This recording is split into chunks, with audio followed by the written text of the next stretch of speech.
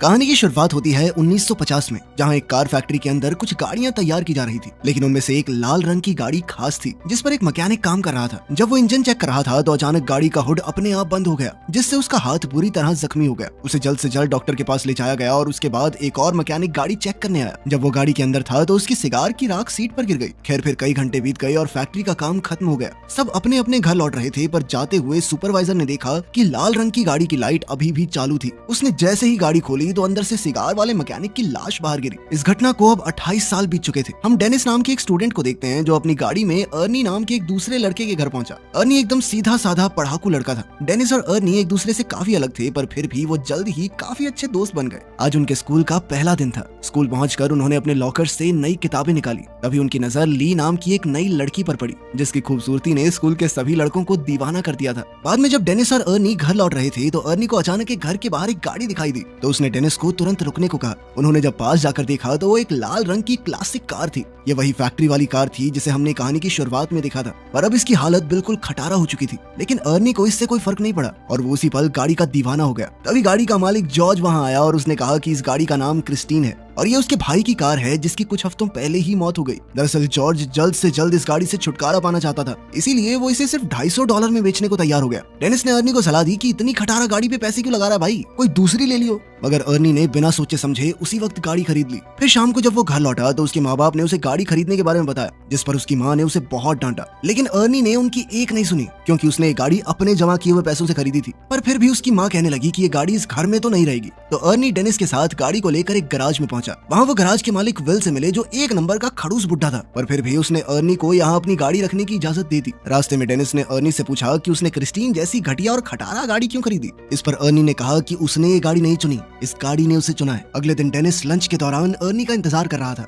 काफी देर तक जब अर्नी नहीं आया तो वो उसे ढूंढने निकला। तब उसने देखा कि बडी नाम का एक बदमाश लड़का अर्नी को परेशान कर रहा था। डेनिस ने बीच में आने की कोशिश की तो बडी ने लंच जमीन पर फेंक दिया और अर्नी को उस पर गिरा दिया। इससे बेचारे अर्नी का चश्मा गिर गया तो बडी ने उसे अपने पैरों तले कुचलकर तोड़ डाला। इसके बाद बडी अर्नी की हालत पर हंसने लगा, पर तभी डेनिस ने मौका देखकर बडी पर हमला बोल दिया और तभी बडी की गैंग ने डेनिस को घेर लिया। खैर जल्द ही एक टीचर ने वहां आकर लड़ाई रुकवाई। तब अर्नी ने उन्हें बताया कि बडी ने उसे चाकू से धमकाया है। तब टीचर ने उसे अपनी जेब खाली करने को कहा तो उसकी जेब से वही चाकू निकला। आखिरकार टीचर ने बडी और उसके चेलों को ऑफिस में भेज दिया, जिसके बाद बडी को स्कूल से ही निकाल दिया गया। इसी तरह कई हफ्ते बीत गए और अर्नी दिन रात मेहनत करके गाड़ी ठीक करने में जुटा हुआ था। इसके बाद गैराज के मालिक ने अर्नी को गैराज में मदद करने की नौकरी पर ही रख लिया और बदले में अर्नी अपनी गाड़ी के लिए कुछ पुर्जे इकट्ठा कर सकता है। अर्नी ने इसके लिए हाँ कर दी और फिर दिल लगाकर गाड़ी ठीक करने में जुट गया। मगर उसे इस बात का एहसास ही नहीं हुआ कि कब उसे गाड़ी ठीक करते करते क्रिस्टीन से हद से ज्यादा लगाव हो गया। फिर शाम को डेनिस अर्नी से मिलने गया, क्योंकि वो काफी दिन से मिले नहीं थे। लेकिन उसने देखा कि अर्नी पहले से बहुत ज्यादा बदल चुका था।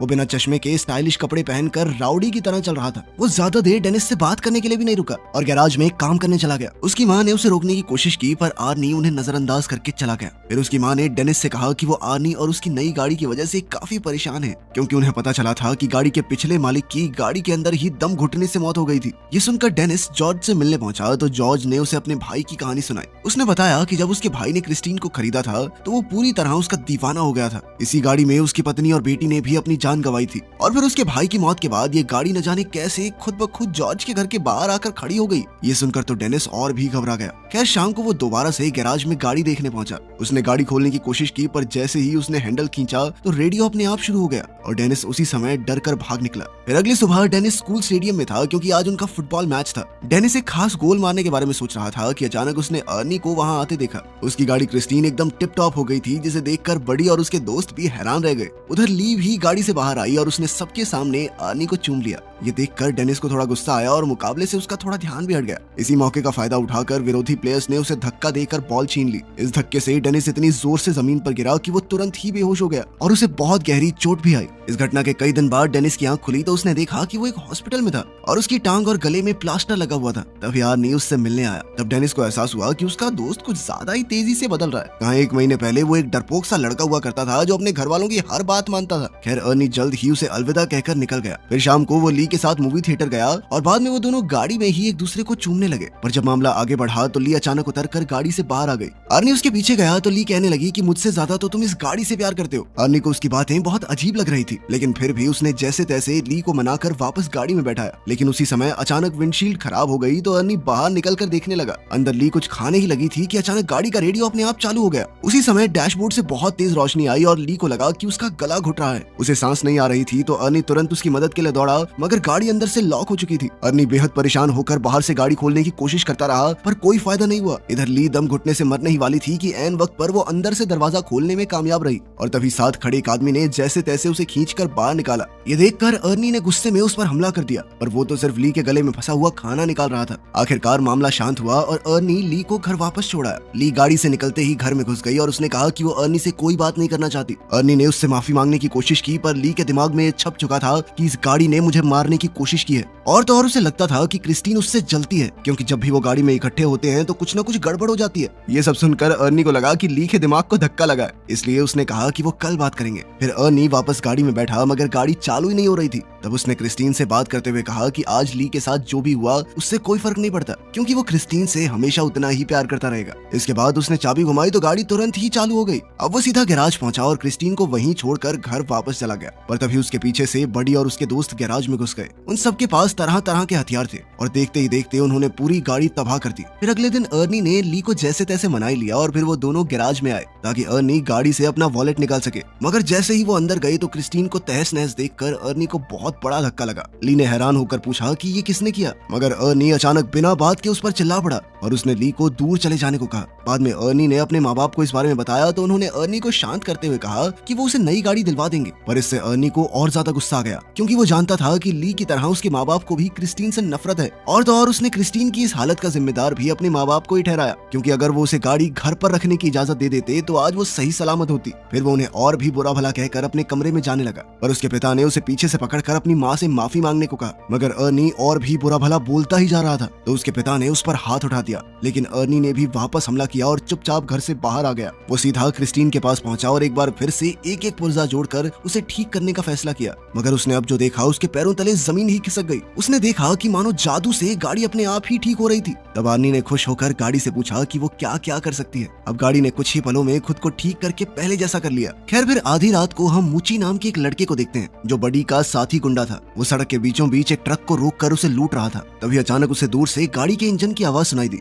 उसने थोड़ी पास जाकर देखा तो पता चला कि ये तो क्रिस्टीन थी, जो एकदम नई होकर उसके सामने आकर खड़ी हो गई थी। उसे लगा कि अर्नी गाड़ी में ही होगा तो वो समझ गया कि अर्नी को पता चल गया है कि उसने ही बडी के साथ मिलकर क्रिस्टीन को तहस नहस किया था। अब वो अर्नी से माफी मांगने लगा, पर अचानक गाड़ी की हेडलाइट जली और वो तेजी से मूची की ओर बढ़ने लगी। मूची उसी पल अपनी जान बचाकर भागा और सड़क के साथ मौजूद गली में छुप गया। उसे लगा कि अब तो गाड़ी उसका पीछा छोड़ देगी, मगर जल्द ही क्रिस्टीन दोबारा से उसके पीछे बढ़ गई। अब मूची भागकर एक पुराने वेयर हाउस में घुस गया, लेकिन क्रिस्टीन ने उसका पीछा नहीं छोड़ा। आखिरकार मूची एक जगह फंस गया जहां क्रिस्टीन ने उसे घेर लिया और अब उसके पास भागने का कोई रास्ता नहीं था। मूची ने अपना चाकू निकालकर अर्नी को धमकी दी, पर क्रिस्टीन जबरदस्ती अंदर घुस गई और मूची को बेरहमी से कुचल दिया। फिर अगली सुबह अर्नी डेनिस से मिलने गया और उसे मूची की मौत के बारे में बताया। ये सुनकर डेनिस को बहुत हैरानी हुई। उसे ये भी समझ नहीं आ रहा था कि अगर क्रिस्टीन पूरी तरह तबाह हो गई थी तो वो अपने आप ठीक कैसे हो गई। मगर अर्नी ने कोई जवाब नहीं दिया और चुपचाप चला गया। तभी डिटेक्टिव जेंकिंस उससे मिलने आया और भरोसा दिया कि वो क्रिस्टीन पर हमला करने वाले गुंडों को ढूंढ रहा है और साथ ही मूची के कत्ल का केस भी उसी के पास है। अर्नी ने कहा कि वो मूची की मौत के बारे में कुछ नहीं जानता, पर वो इस खबर से बहुत खुश है। ये सुनकर डिटेक्टिव को उस पर शक हो गया। उसने अर्नी को बताया कि उसकी गर्लफ्रेंड ने ये गवाही दी है कि गाड़ी बिल्कुल टूटने फूटने के बावजूद भी अपने आप ठीक हो गई। ये सुनने के बाद अर्नी चुपचाप वहाँ से चला गया। बाद में उसने ली को फोन करके मिलने बुलाया तो ली ने इनकार कर दिया, जिससे वो और ज्यादा गुस्से में आ गया। वहीं दूसरी ओर ली और उसका दोस्त डॉन शराब लेकर गाड़ी में जा रहे थे। रास्ते में एक दूसरी गाड़ी उनका पीछा करने लगी तो बडी ने गाड़ी रोककर देखा कि आखिर इस गाड़ी में कौन है, और हेडलाइट्स की वजह से उसे कुछ दिखाई नहीं दिया। फिर उसने अपनी गाड़ी रिवर्स की तो दूसरी गाड़ी भी वैसे ही रिवर्स होने लगी और तब ये खुलासा होता है कि वो गाड़ी कोई और नहीं बल्कि क्रिस्टीन ही थी। अब बडी ने गुस्से में आकर गाड़ी भगाई और सीधा एक गैस स्टेशन पर जाकर ही रुका जहाँ उसका दोस्त रिची काम करता था। फिर उसने बाहर आकर एक लोहे का सरिया उठाया और अपना पीछा करने वाले आदमी को सबक सिखाने के लिए तैयार हो गया। लेकिन तभी क्रिस्टीन बहुत तेज रफ्तार में आई और सीधा बडी की गाड़ी से जा टकराई, जिससे उसकी गाड़ी का बहुत नुकसान हुआ। बडी को लगा कि अर्नी गाड़ी के अंदर ही है तो उसने अर्नी को बाहर निकलने को कहा, पर क्रिस्टीन एक बार फिर तेजी से बड़ी की गाड़ी से जा टकराई और सीधा उसे वर्कशॉप में घुसा दिया। डॉन गाड़ी में बैठा था तो क्रिस्टीन ने उसे भी बड़ी की गाड़ी के साथ ही कुचल दिया। उसी समय बड़ी की गाड़ी से पेट्रोल लीक होने लगा और अचानक उसमें आग लग गई। कुछ ही पलों में पूरे गैराज में जबरदस्त धमाका हो गया और रिची भी इसी आग में झुलस कर मारा गया। ये देखते ही बड़ी अपनी जान बचाकर भागा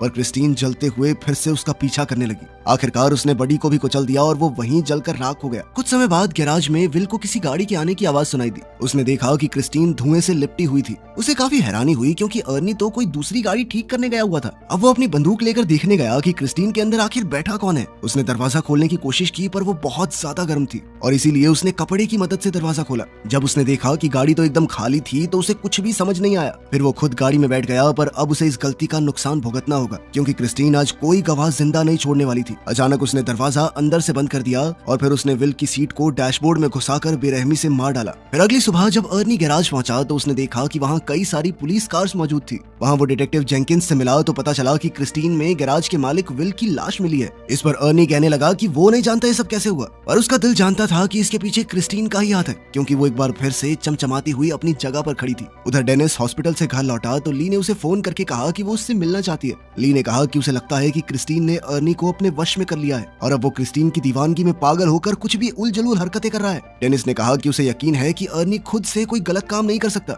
लेकिन अगर क्रिस्टीन ने उसके दिमाग पर कब्जा कर लिया है तो उसे खत्म करना बहुत जरूरी है। इसके बाद ली अपने घर लौट आई पर कुछ ही पलों में अर्नी क्रिस्टीन में बैठकर वहां आ पहुंचा। उसने डेनिस को ड्राइव पर चलने को कहा तो डेनिस नीचे आ गया। अर्नी एक बार फिर से बहुत अजीब बर्ताव कर रहा था। अचानक वो बहुत तेज रफ्तार में गाड़ी चलाने लगा और फिर उसने स्टीयरिंग व्हील भी छोड़ दिया। ये देखकर डेनिस काफी ज्यादा घबरा गया और उसने कहा कि क्रिस्टीन उसके कंट्रोल में नहीं है, पर अर्नी ने अजीबोगरीब तरीके से कहा कि उसके और क्रिस्टीन के बीच में कोई नहीं आ सकता। उसे क्रिस्टीन पर पूरा भरोसा था और अपना पॉइंट प्रूव करने के लिए अर्नी कार को फुल स्पीड में दूसरी लेन में घुसा देता है। सामने से आ रही गाड़ी से उनकी टक्कर होते होते बची। अपने दोस्त को पागलपन की कगार पर देखकर अगले दिन डेनिस ने क्रिस्टीन के बोनट पर एक नोट गोद दिया जिसमें उसने अर्नी को शाम को गैराज में मिलने के लिए बुलाया। शाम को डेनिस और ली वर्कशॉप में उसका इंतजार कर रहे थे लेकिन अर्नी नहीं आया तो वो दोनों पास खड़े एक एक्सकवेटर में बैठकर उसे वर्कशॉप के अंदर ले आए। उन्होंने तय किया कि ली ऑफिस में रहेगी और अर्नी के वहां जाते ही गेट को बंद कर लेगी और इसी मौके का फायदा उठाकर ली बुलडोजर से क्रिस्टीन को तबाह कर देगा। जल्द ही प्लान के मुताबिक ली ऑफिस में चली गई लेकिन वो ये नहीं जानते थे कि क्रिस्टीन वर्कशॉप में ही कचरे के बीच छुपी हुई है। फिर गाड़ी ने अपनी हेडलाइट्स ऑन की और ली को कुचलने के लिए आगे बढ़ी। ली ने जैसे तैसे हवा में लटकते हुए एक टायर को पकड़कर अपनी जान बचाई लेकिन क्रिस्टीन ने भी हार नहीं मानी और दोबारा उस पर अटैक करने के लिए आगे बढ़ी। तभी डेनिस एक्सकवेटर का पंजा उसके सामने ले आया ताकि ली को कोई नुकसान न पहुंचे। इसके बाद क्रिस्टीन पीछे हटकर वर्कशॉप के दूसरे किनारे पर चली गई जबकि डेनिस एक्सकवेटर को उल्टी तरफ ले गया। अब दोनों गाड़ियां एक दूसरे के आमने सामने आ गई और पता चला कि क्रिस्टीन अब अकेली नहीं चल रही बल्कि अर्नी उसकी मदद कर रहा है। अब वो पूरी तरह से गाड़ी के वश में था। अचानक गाड़ी ने अपनी हेडलाइट्स ऑन की और कुछ ही सेकंडों में खुद को पूरी तरह ठीक कर लिया और तो और एक्सकवेटर ने भी काम करना बंद कर दिया था, जिसके बाद डेनिस उसे दोबारा स्टार्ट करने की कोशिश में लग गया। इसी दौरान गाड़ी ऑफिस की तरफ ली को हमेशा के लिए खत्म करने के लिए दौड़ पड़ी। वो सब कुछ तोड़ती हुई ली की ओर बढ़ी लेकिन उस जबरदस्त टक्कर की वजह से अर्नी विंडशील्ड तोड़ता हुआ बाहर जा गिरा। ली उसे देखने के लिए आगे बढ़ी पर अर्नी ने अचानक उछलकर उसे डरा दिया। बदकिस्मती से उसके शरीर में विंडशील्ड के शीशे का एक बड़ा टुकड़ा घुस गया था। अर्नी ने अपने अंतिम लम्हों में अपनी प्यारी गाड़ी को छूने की कोशिश की लेकिन चोटों से हार कर क्रिस्टीन के सामने ही दम तोड़ दिया। ली तुरंत वहां से भागी लेकिन क्रिस्टीन ने बदला लेने के लिए तुरंत रिवर्स गियर लगाकर उसे कुचलने की कोशिश की लेकिन ऐन वक्त पर ली तो बच निकली और गाड़ी एक पिलर से टकराकर उसमें अटक गई। उधर डेनिस इस मौके का फायदा उठाते हुए एक्सकवेटर को दोबारा चालू करके क्रिस्टीन की तरफ बढ़ने लगा। उसने गाड़ी में जबरदस्त टक्कर दे मारी लेकिन गाड़ी अब भी उसका सामना करते हुए बचने की कोशिश कर रही थी। क्रिस्टीन दोबारा से ली की तरफ बढ़ी लेकिन डेनिस ने एक्सकवेटर के पंजे से उसे पीछे से कुचल दिया। इस हमले से उस पागल गाड़ी की ताकत थोड़ी कम हो गई। ली जल्दी से एक्सकवेटर में डेनिस के पास पहुंची लेकिन उधर क्रिस्टीन फिर से एक्टिवेट होकर खुद को ठीक करने में लग गई थी और इस बुरी शक्ति को हमेशा के लिए खत्म करने के लिए डेनिस ने बुलडोजर स्टार्ट करके क्रिस्टीन को पूरी तरह कुचल दिया। वो अभी भी बचने की कोशिश कर रही थी लेकिन इस बार वो पूरी तरह तबाह हो गई। उनकी ये लड़ाई आखिरकार खत्म हो गई और अगले दिन डेनिस और ली जंकयार्ड में डिटेक्टिव जेंकिंस से मिले। वहाँ उन्होंने देखा कि क्रिस्टीन पूरी तरह से कबाड़ में बदल चुकी थी। आखिर में तीनों वहाँ से चले गए लेकिन तभी हमने देखा कि क्रिस्टीन का एक छोटा सा टुकड़ा अपने आप हिलने लगा था, जिससे पक्का हो गया कि वो शैतानी गाड़ी अभी भी जिंदा थी। आपकी ड्रीम कार कौन सी है कमेंट्स में जरूर बताना। मिलते हैं अगली वीडियो में।